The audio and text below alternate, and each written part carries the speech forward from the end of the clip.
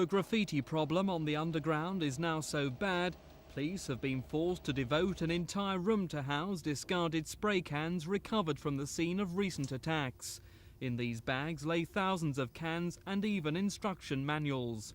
Figures out today reveal the problem's costing almost £4 million a year and 70,000 working hours to clean off.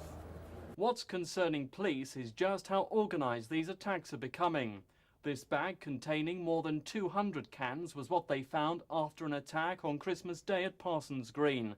The attack was by just 2 people.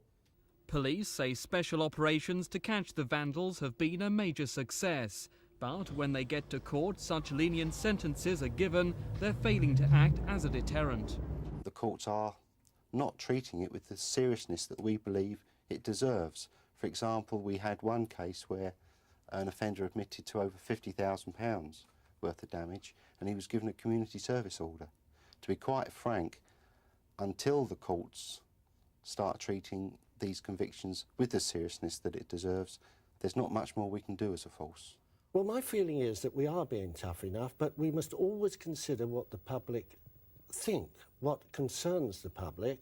So perhaps with my colleagues, certainly my own division and fellow magistrates in inner London and the outer London benches, it might be a matter that we ought to discuss whether we are being severe enough, whether we are being consistent enough. London Underground's answer to the problem is to turn their depots into army-style fortresses.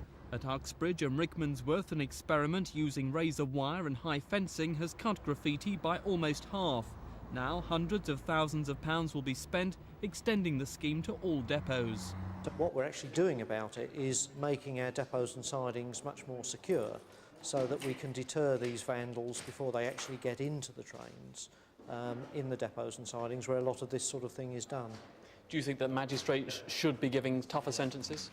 Very definitely, yes. And anyone thinking of spraying trains should bear in mind that in the last 6 years, 3 people have died in the process. This is Mike Pearce for Thames News.